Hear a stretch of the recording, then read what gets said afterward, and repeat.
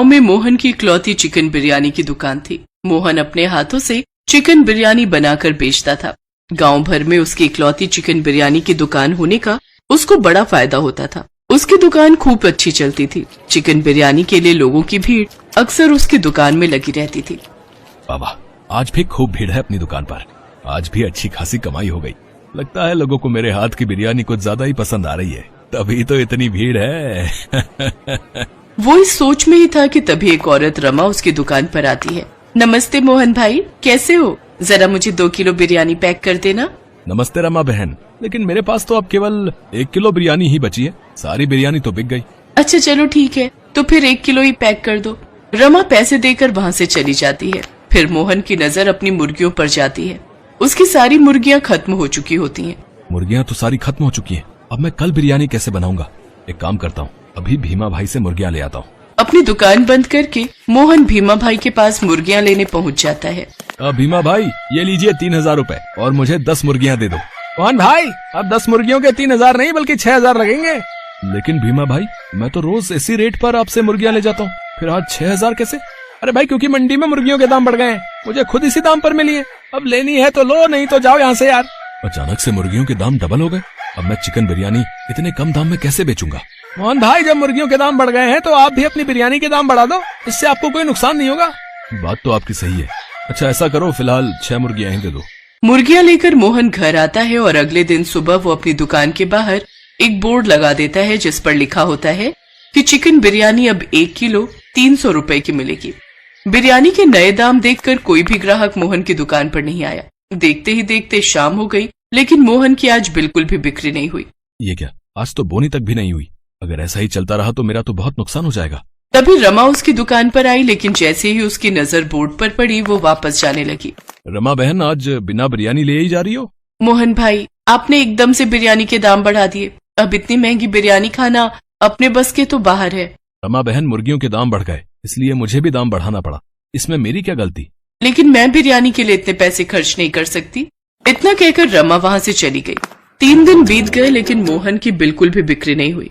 नतीजा ये हुआ कि उसकी बनाई हुई सारी बिरयानी खराब होने लगी। ये हो क्या रहा है? एक समय था जब बिरयानी दिन ढलने से पहले ही खत्म हो जाया करती थी, लेकिन अब ये कई दिनों तक दुकान में रखे रखे ही सड़ रही है। अब ये खराब बिरयानी खाने लायक तो रही नहीं, इसलिए अब इसे बाहर ही फेंका। दुखी मन से वो सारी बिरयानी एक सुनसान जगह पर फेंक देता है। तभी कौवों की भीड़ उन्हें खाने वहां आ जाती है। उन्हें देखकर मोहन के दिमाग में एक आइडिया आता है। मुर्गियों के इतने महंगे रेट देखकर तो चिकन बिरयानी बनाना मेरे बस से बाहर है, तो क्यों ना मैं कौवा बिरयानी बनाकर बेचूं। चिकन बिरयानी में आधा मुर्गा रहेगा और आधा कौवा, इससे किसी को पता भी नहीं चलेगा। हाँ, ये सही रहेगा। अपने मन में ये खुराफाती विचार लाकर मोहन उस दिन से कौवे पकड़ना शुरू कर देता है। साथ ही भीमा से थोड़ी सी मुर्गियां भी लेकर आता है ताकि किसी को उस पर शक भी ना हो। फिर 7 कौवे और 3 मुर्गियां मिलाकर बिरयानी बनाकर तैयार कर देता है। साथ ही अब उसने बिरयानी के दाम पहले जैसे ही कर दिए। अरे वाह मोहन भाई, आपने बिरयानी के दाम फिर से पहले जैसे कर दिए। ये आपने बहुत बढ़िया किया। अब जल्दी से मेरे लिए 1 प्लेट बिरयानी लगा दो। मैं कब से बिरयानी खाने के लिए तरसी जा रही थी। हाँ रमा बहन, अभी लो। मोहन ने उसके लिए 1 प्लेट लगाई जिसमें सिर्फ 2 पीस ही मुर्गे के थे, जबकि बाकी सब कौवे के। रमा जल्दी से बैठकर बिरयानी खाने लगती है। तभी उसके हाथ कौवे की एक टांग लगती है, जिसे देख रमा मोहन से कहती है, मोहन भाई, लगता है आज का ये मुर्गा कमजोर था। देखो ना, तभी तो इसकी टांग कितनी पतली है। हाँ, सही कहा रमा बहन, मुर्गा कमजोर था। आप खाइए ना, मजे से खाइए। कुछ ही देर में रमा ने सारी प्लेट चट कर दी। भाई वाह मोहन भाई, आज तो सचमुच मजा ही आ गया। ये लीजिए आपके पैसे। काऊ काऊ काऊ काऊ। अरे अरे अरे, ये मेरे गले में से कौवे की आवाज कैसे निकल रही है मोहन भाई? अरे बाप रे, कहीं ये कौवा बिरयानी खाकर तो नहीं हुआ? काऊ काऊ काऊ काऊ। रमा के मुंह से इसी तरह बीच बीच में काऊ काऊ की आवाज निकलने लगी। रमा परेशान होकर घर पहुंचती है। तभी उसकी सास उससे कहती है, काऊ काऊ। अरे कौवा खाकर आई है क्या? ये तेरे मुंह से कौवे की आवाज क्यों निकल रही है? रमा अपनी सास को सारी बात बताती है। रमा की सास उसके साथ मोहन की दुकान पर जाती है। अरे मोहन, आखिर क्या खिला दिया तूने मेरी बहू को? जब से तेरी बिरयानी खाकर आई है बस काऊ काऊ ही करे जा रही है। ऐसा लग रहा है तूने इसे कौवा बिरयानी खिलाती हो। वहाँ बैठे सभी लोग उनकी बातें सुन रहे थे। सभी खाते खाते अपने हाथ रोक देते हैं। अरे बाप रे, इसका मतलब मैं कौवा बिरयानी को मजे लेकर खा रहा था। ये क्या बात कर रही हो आप काकी? भला कौवा बिरयानी भी कोई बनाता है क्या? मेरे यहाँ सिर्फ चिकन बिरयानी बनती है। तभी एक और ग्राहक के गले से कौवे की आवाज निकलने लगती है।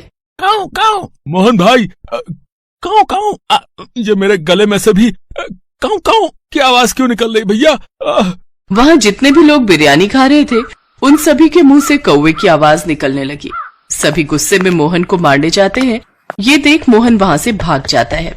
काऊ काऊ, तू क्या यहाँ खड़े खड़े काऊ काऊ कर रही है? जब अकेले अकेले बिरयानी ठूसने आई थी तब ध्यान नहीं दिया कि चिकन खा रही हूँ या कौवा? चल अब डॉक्टर के पास चलते हैं। डॉक्टर साहब, मेरी बहू को देखिए ना, जब से इसने कौवा बिरयानी खाई है तब से इसकी आवाज कौवे की तरह निकल रही है। कौवा बिरयानी? अरे लोग चिकन और मटर बिरयानी खाते हैं, लेकिन आप तो कौवा बिरयानी खाते हो। वैसे स्वाद कैसा था? काऊ काऊ, आप मेरा इलाज जल्दी से कीजिए। काऊ काऊ, इससे पहले कि मैं पूरी तरह कौवा बन जाऊं। काऊ काऊ काऊ काऊ। चलो अपना मुंह खोलो। काऊ काऊ। बाप रे बाप, इनके गले में तो कौवा अटका हुआ है। कौवा? लेकिन कैसे?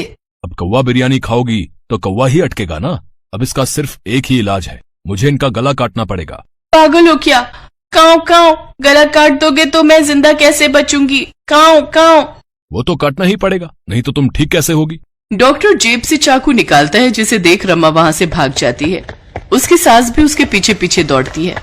माँ जी, ये कैसे डॉक्टर के पास ले आए आप मुझे? ये तो मेरा गला काटने पर तुला हुआ है। अगर मेरा गला ही कट गया तो मैं जिंदा कैसे बचूंगी? रमा बहू, देख तो, तूने कितनी सारी बातें बिना काऊ काऊ किए ही बोल दी। इसका मतलब तू ठीक हो गई। अरे हाँ माँ जी, मैं तो ठीक हो गई, मैं सचमुच ठीक हो गई। रमा ये देखकर बहुत खुश हो जाती है और वो अपनी सास के साथ खुशी खुशी घर लौट आती है। उस दिन के बाद से ना तो मोहन